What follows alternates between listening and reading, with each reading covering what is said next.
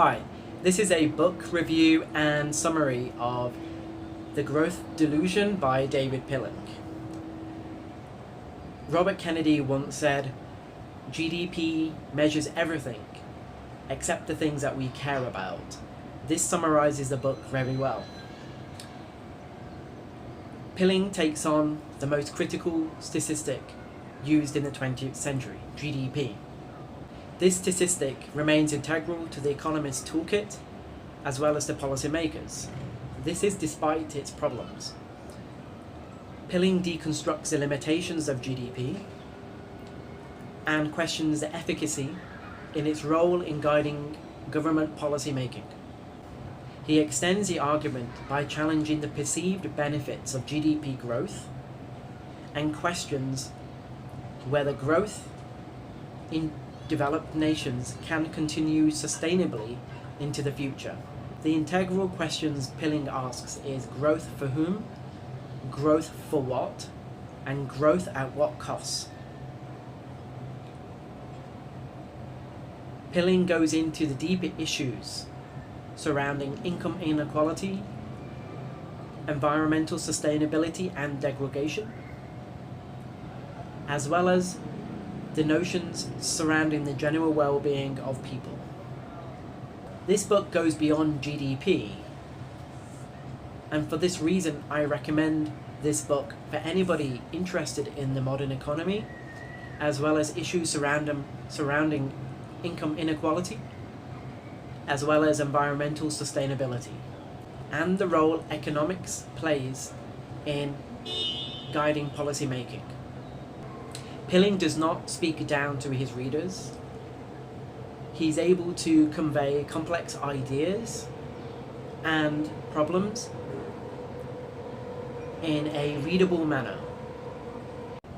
Pilling describes the unhealthy obsession with GDP as a statistic and the unrelenting drive for economic growth. He also goes on to talk about the unwarranted valuation of specialist economic advice, as if economists are the only ones who have the knowledge and the tools to be able to successfully manage an economy.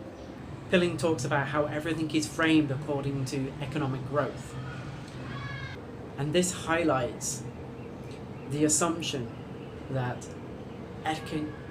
economic growth is in the hearts and minds of everyday American voters. And perhaps it is, and perhaps it's not. The first chapter of the book goes into the history of GDP. And that's quite a fascinating read for anybody who's interested in economics. But if you're not, perhaps you can skip that. This was in the era after the Great Depression of 1929. The government wanted to find a way to track industrial and agricultural output and growth, because back then there was no even approximate gauge on which direction the economy was going. GDP captures industrial and agricultural activity extremely well. Kuznets wanted GDP. He wanted a national income statement to capture only those activities that provided a benefit to society. And for that reason, he didn't want government spending to become part of the national income statement. And this contrasted with Keynes, who was a British economist writing before World War II. Keynes was in favour of including government spending in any national income statement into the GDP statistic, because otherwise a war economy, and he was writing just before World War II, a war economy would be shown to have negative GDP growth because the government would utilize industrial output for the war effort. In the end, it was Keynes's perspective on GDP that won the day, and this measure of economic activity remains more or less today. Pilling goes into the limitations of GDP as a reliable estimate on all economic activity in the economy. These flaws are well known and at times quite obvious. So the first criticism is that GDP is not broad enough to capture all economic activity. So famously, the informal economy is not captured by GDP. Pilling writes about statisticians in the UK who are tasked with the objective of finding an estimate of the value of prostitution, illegal prostitution in the UK. What they found is that prostitution is a multi-million-dollar industry. Now, whether you believe in the morals of prostitution, the fact is that this multi-million-dollar industry is not captured on any official government statistic. Another example Pilling goes into, is car theft. Car theft contributes to GDP because after the criminal has sold the car onto a third party, he can use that money to spend on goods and services in the country. The unfortunate victim has to buy a new car either through insurance payment or through his or her own savings. Whereas a person who decides not to enter the workforce to look after an elderly parent, their contribution is not recorded on any GDP statistic. And this is absolute nonsense. And Pilling knows it, and everybody knows it. Another limitation of GDP is that the way in which it is collected can be out of date.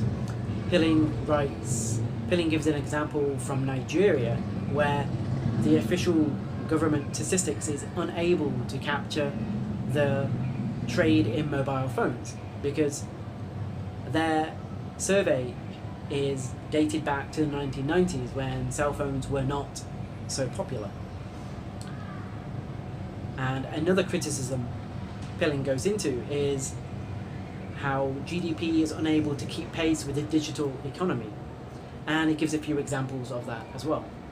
So the question is, if GDP has so many flaws, why do we continue to rely on it as an estimate of all economic activity? And Pilling recognises there is no strong contender, no strong alternative to GDP. Now, in regards to developing nations, GDP as a statistic is still relevant. For these nations, their agricultural and industrial base and output is not yet maximised, and therefore GDP, as it was formally designed to capture precisely these activities, so this statistic is still relevant on their national income statements. On the other hand, Pilling does write about the obsession of chasing higher and higher GDP in developing nations. On the other hand, the obsession with chasing GDP in developing nations can lead to interesting scenarios. Bangladesh is an example. It is currently classed by the World Bank as a middle-income country. The people and the government is quite rightly extremely proud of this status because in their eyes they have kicked away the status of being a basket case and that's how Henry Kissinger described East Pakistan as Bangladesh was previously known. And of course, getting rid of that status as a diseased and poverty-stricken country is wonderful for national pride. But if anybody was to walk through the streets of the capital, Dhaka, the notions of a middle-income country would not compare with what you see on the streets. In the Growth Delusion, Pilling goes beyond critiquing GDP as a statistic and questions our unrelentless drive for economic growth. And the question that needs to be asked is it sustainable? Is it worth it? And importantly, is it growth for all? When GDP is presented in an alternative format, the bigger questions surrounding the distribution of income is raised.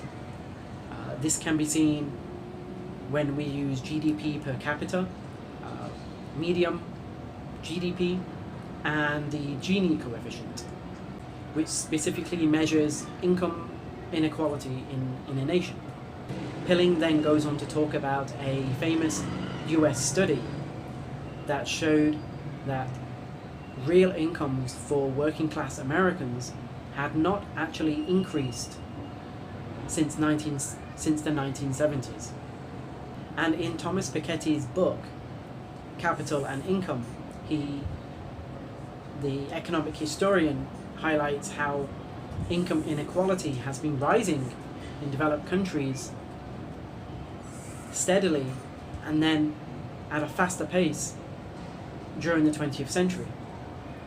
And Pilling writes about Nicolas Sarkozy, a former French president, who recognizes that income inequality has been on the rise.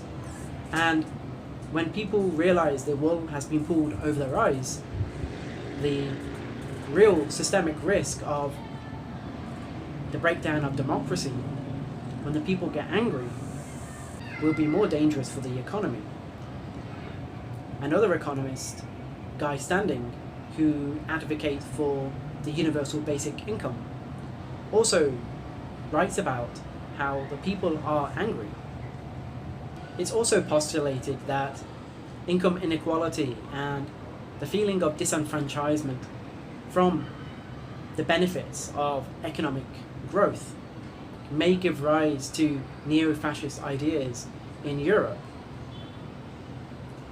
The election of President Trump in the US was seen as a reaction to working class, was seen as a reaction to the neglect of working class Americans who have been left out of economic prosperity that was promised to them during the era of economic deregulation and liberalization starting in the Reagan administration that began during the Reagan years of the 1980s.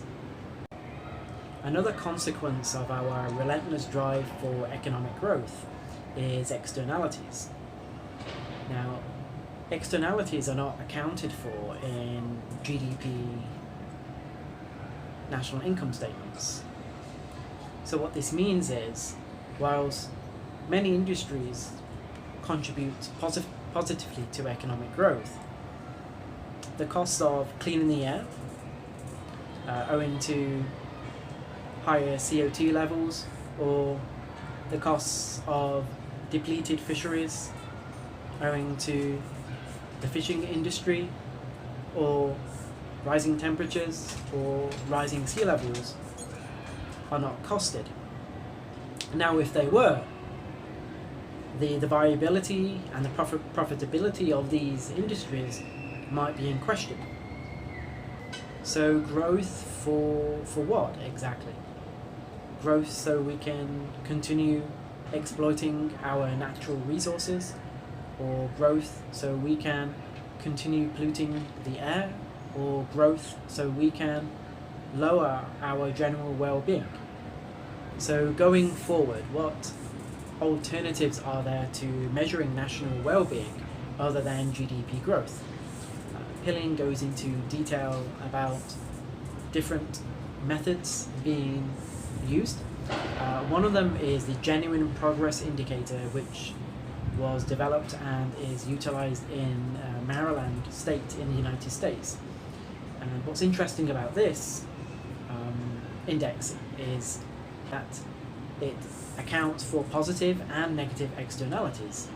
So if a person is expected to work overtime, say during the weekend, that would be regarded as a negative regarded as a minus on the well-being index.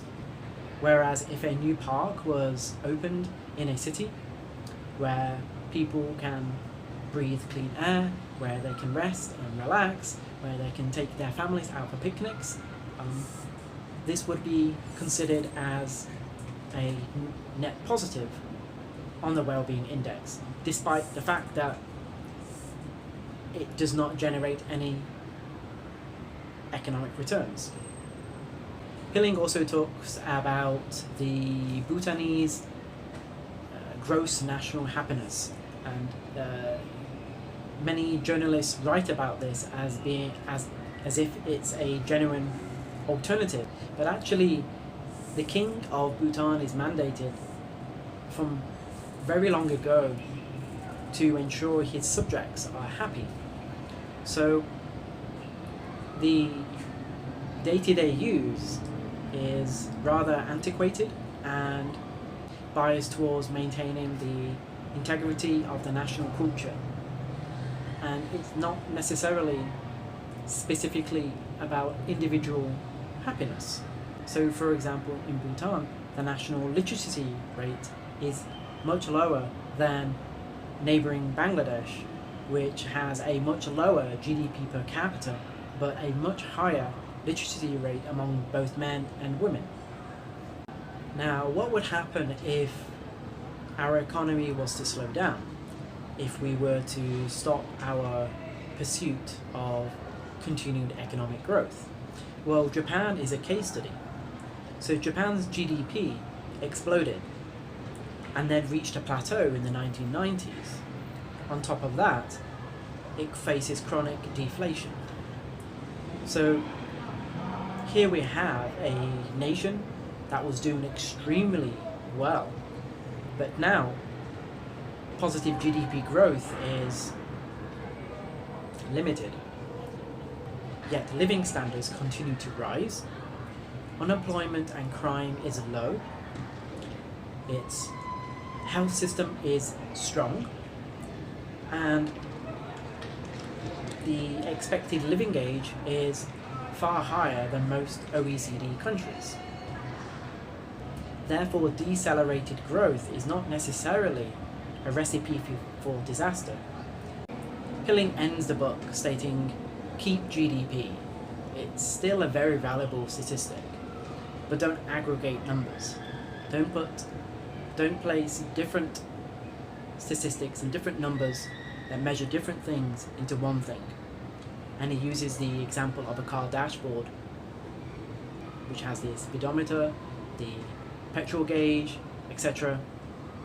And if you put all three numbers into one, it becomes nonsense. And finally, our planet and our time is finite. GDP is a man-made statistic. And just like we created it, we can decommission it. Well-being matters, and GDP should never supersede that. I hope you have found this book review and summary interesting and useful, and thank you for watching.